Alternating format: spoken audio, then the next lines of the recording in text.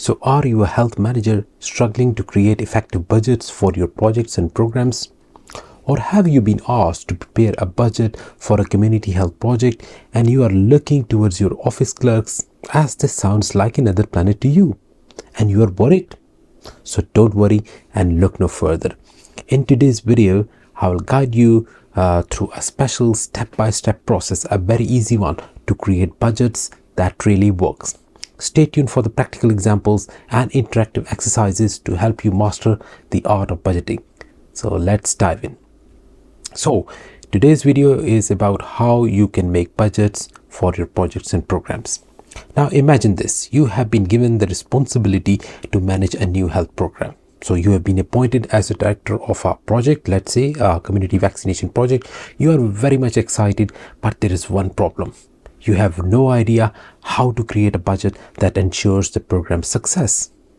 But don't worry, as I said, by the end of this video, you will be a budgeting pro, ready to tackle any project or any program that comes your way. And it's a very simple 5-step process. So step number one. Step number one is define your goals and objectives. What it means, before you can create a budget, you need to know what you are trying to achieve. Start by listing the specific goals and objectives of your project or your program. So the project or the program that you have been appointed in, that would definitely have some goals and objectives. Study that. For example, if you are managing a community vaccination campaign or a community vaccination project, your goal might be to vaccinate a certain percentage of the population, let's say 70% or 80% within a specific time frame, let's say 2 years or 3 years. So you can do a little bit of exercise on this thing. For example, let's say if you are watching my video and you work in a specific, let's say, project, just open your project document and take a piece of paper and write what are the goals and objectives of your current project or program, because I want that as I'm going along with this lecture, you take a piece of paper and you go along with me so you can become a budgeting pro by the end of this lecture. Okay, so just write down the goals and objectives of your current project or program that you are working in. Okay, so you take a 5-minute break, you stop this video, you do this, and then come back and watch the rest of the video. Step number 2 is identify resources and costs. What does that mean? It means that once you have written down your objectives, your goals, your targets, now that you know them, it's time to determine the resources which you need in order to achieve them.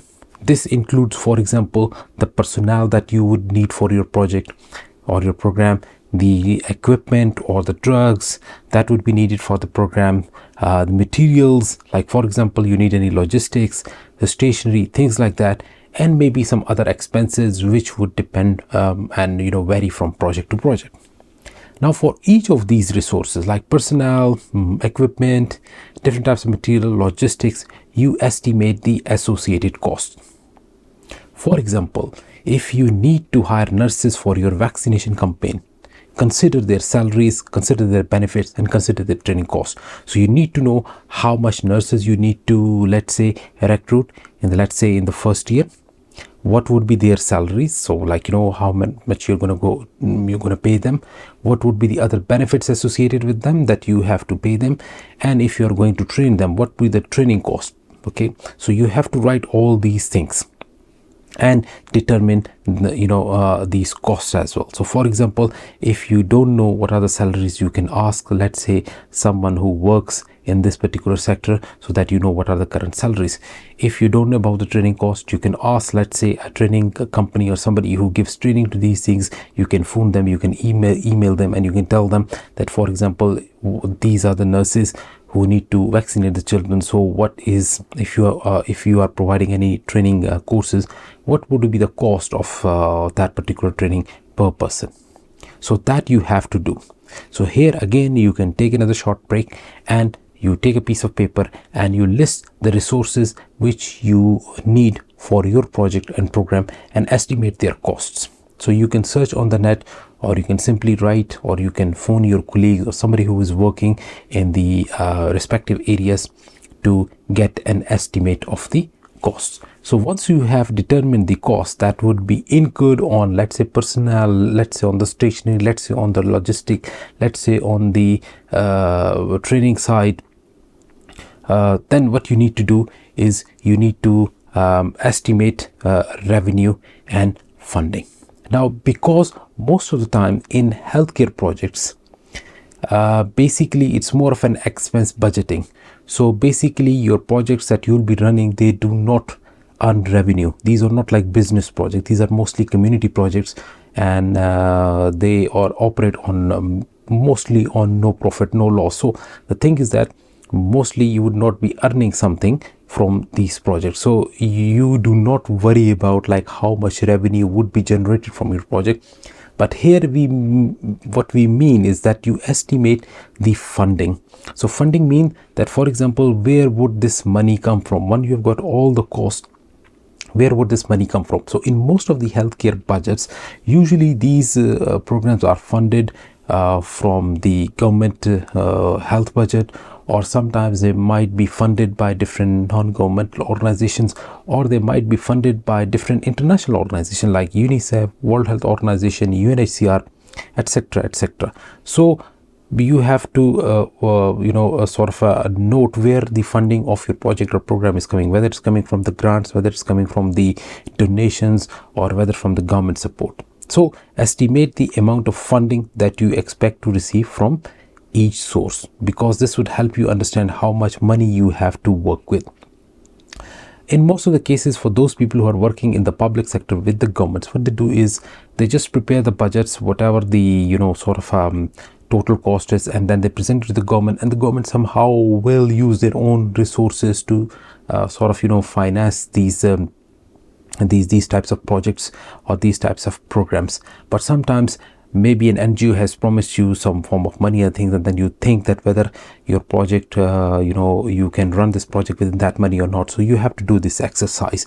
So what you can do at this point in time, in step number 3, is you take a break, stop this video, and the project or the program that you're working, identify the sources of funding for your project, for your program, and estimate the amount that, let's say, you expect to receive from each of your funding sources. Okay, and then come back and watch the rest of the video.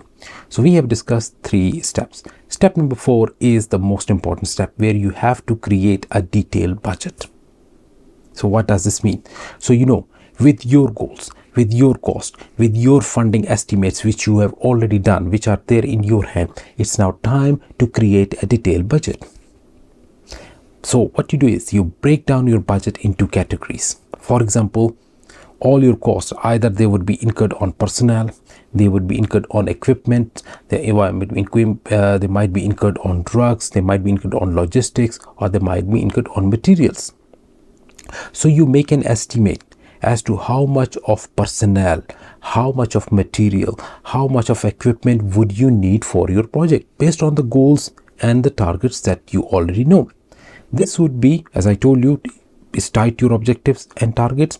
Now you have to allocate funds to each category based on your current cost estimates. So you have to determine what are the current cost estimates for personnel, for different type of equipment, or you can just take market estimates. So you can go and you can search what are the market costs of the things that you're going to plan, which you're going to buy for your project. And then you also look at the funding availability. Now, for most of the government projects, as I told you earlier, you don't need the exact funding availability, as the funding depends on the need of the project. So whatever is the need of the project, the government is going to give you.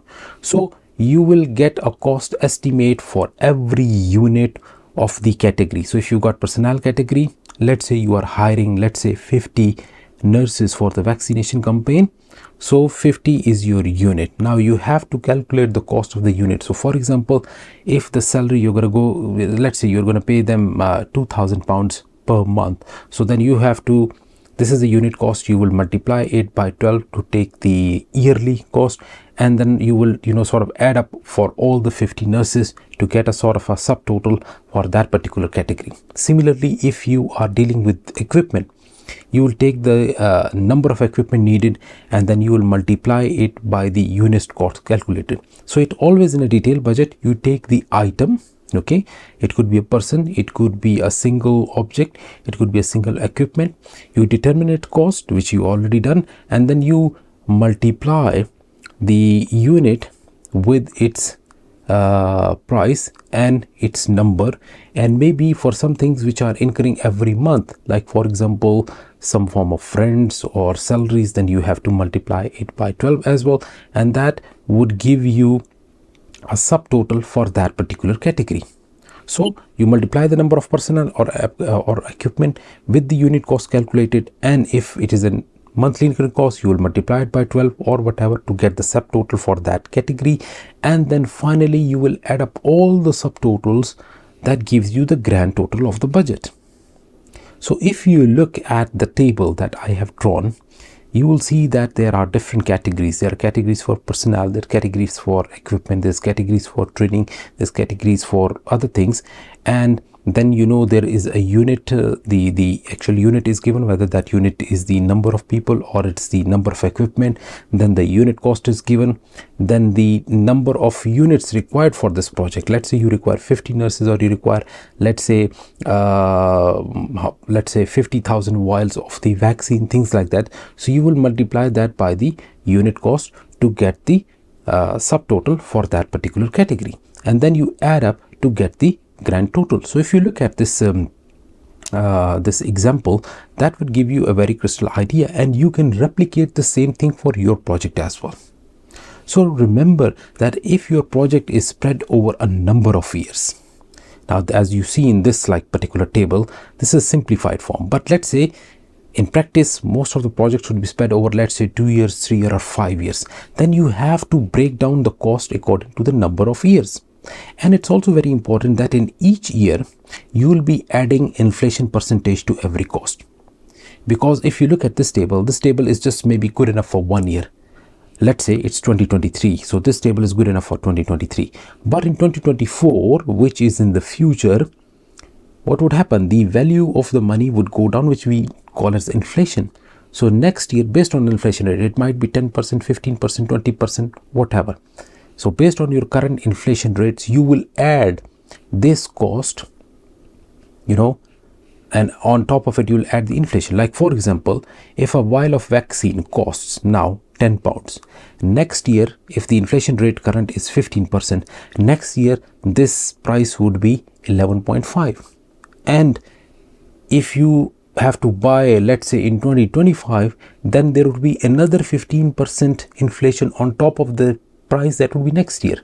So next year's price with inflation would be 11.5, and 15% on top of that 11.5 would make it, let's say 13.22 in the year after that, let's say 2025. So remember that if your project is, it's very important, if your project is spread over a number of years, then you have to break down the cost according to the number of years, and in each year you will add inflation percentage to every cost. This is very important. Yes, I can say that this inflation percentage would vary from country to country and from economy to economy, but inflation occurs and you have to add it for every year. Also remember, it's very important to include a contingency fund for unexpected expenses. Remember, you can never completely foresee the future, so there would be unexpected expenses. So for that you need a contingency fund.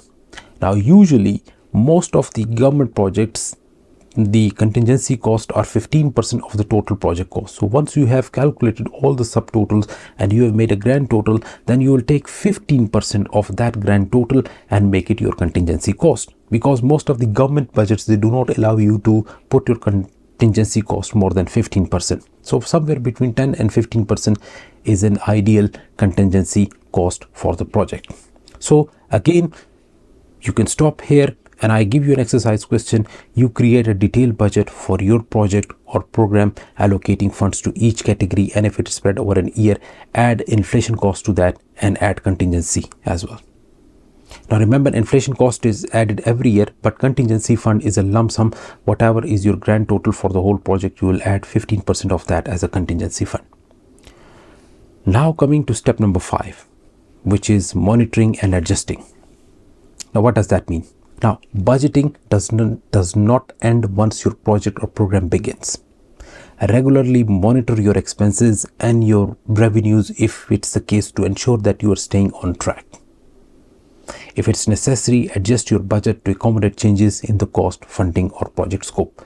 So as you started the project, the scope might change, the cost might change, the funding might change. So you might have to work on these budgets in between as the costs are changing, and you may have to apply for revised budgeting approval.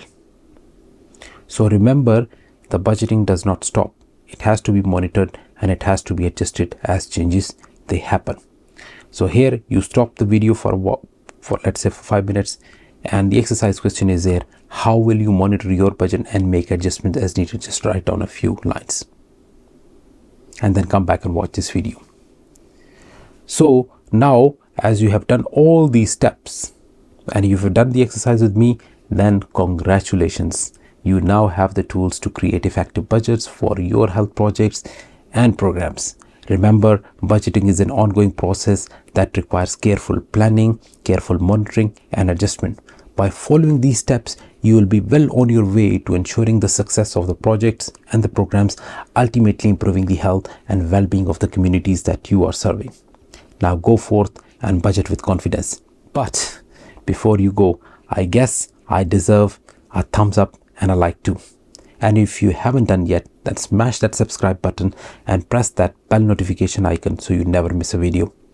All the best. Bye bye.